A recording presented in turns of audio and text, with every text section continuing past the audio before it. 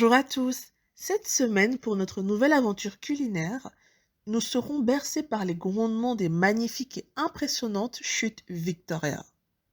Bienvenue en Zambie. Unigwidi say, never let go. Girl, never let anything come between. Unilangi say, chalo chaco. Girl, me a lover when you wine your team. Beautiful, beautiful. You are beautiful, mama. Wonderful, wonderful. You are wonderful, mama. Kunkala na iwe, hey. Ona inena chinja because of you, mama. Kunkala na iwe. Les ingrédients. Cette semaine, nous allons préparer un plat de nchima. Nous aurons donc besoin de feuilles de chou cavalier, de 2 poissons, d'huile végétale, de sel, d'oignons, de tomates, d'ail, comme d'habitude cubes en option, de piment rouge, de la farine de maïs ou chima.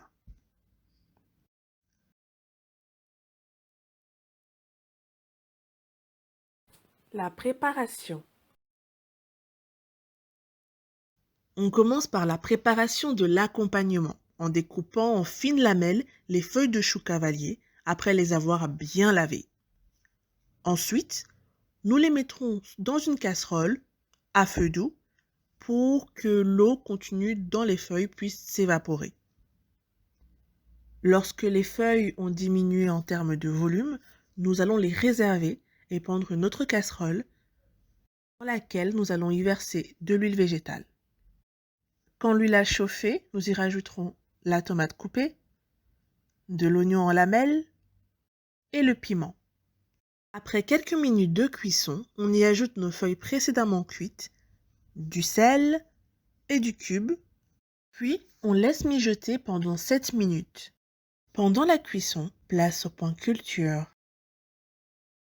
La cuisine zambienne repose principalement sur la consommation de maïs, mangé principalement en bouillie, appelé nchima ou ntsima. Le maïs a été introduit par les Occidentaux au XVIe siècle et est devenu l'une des principales céréales consommées dans le pays, avec le mil et le sorgho. Dans les régions du nord de la Zambie, le nchima est préparé à partir de racines séchées de manioc qui sont ensuite transformées en farine, puis bouillies. Ce genre de bouillie ou porridge est consommé tout au long de la journée. Le matin par exemple, avec du sucre et du lait. Il est souvent accompagné par une source de protéines appelée ndio ou umunani qui peut être de la viande ou du poisson, des haricots ou des cacahuètes, mais aussi avec des légumes râpés ou coupés finement, de feuilles cuites de citrouille, de choux ou d'épinards. La partie végétale du plat est appelée umuto wankonda. Les pêcheurs zambiens s'approvisionnent en poissons via le fleuve Zambèze qui traverse le pays et les lacs Bangweulu, Moero, le lac Tanganyika qui abrite notamment des perches du Nil, des poissons tigres, des ndombi, des poissons chats, des mpassa, un genre de saumon.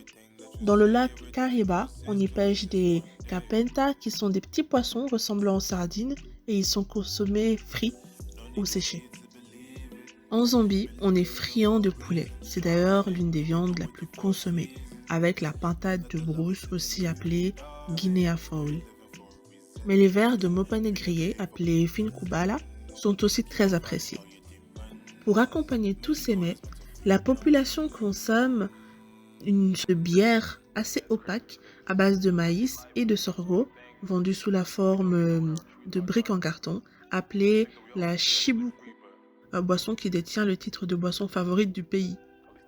En visitant la Zambie, ce que je vous souhaite, vous serez émerveillé par les magnifiques paysages, les brousses, les forêts, les immenses prairies, les forêts d'acacias et bien évidemment par les chutes Victoria. La Zambie est aussi réputée pour ses nombreux parcs nationaux, Le parc de South Langwa est particulièrement connu pour la girafe de Thornycroft. C'est une espèce qui se trouve uniquement dans cette vallée.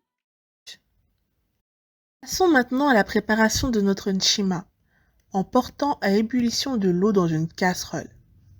En attendant que l'eau arrive au palier de 100 degrés, nous allons nous munir d'un bol et y ajouter de la farine de maïs avec un peu d'eau froide, que l'on va malaxer à l'aide d'une spatule pour avoir une bouillie homogène. Lorsque l'eau est bouillante, on y ajoute la bouillie froide que nous venons de préparer.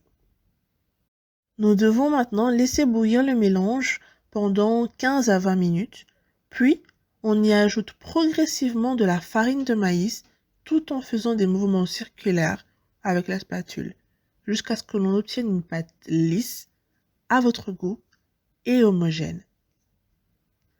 Astuce: prenez le temps de bien mélanger la farine avec la spatule pour éviter une pâte granulée. Mettez ensuite un couvercle sur la casserole et laissez cuire pendant 3 à 5 minutes.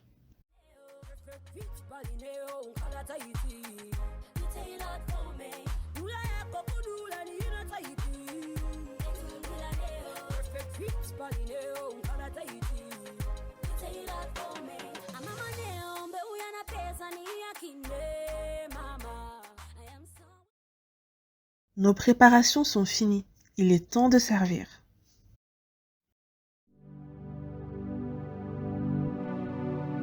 Voici notre résultat final. Vous pouvez accompagner votre plat de n'importe quel morceau de viande ou de poisson.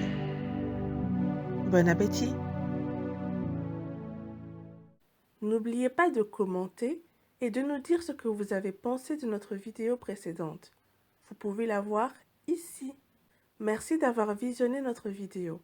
On revient mercredi avec une nouvelle recette et n'oubliez pas de vous abonner, de liker et si vous avez vraiment aimé, partagez-la.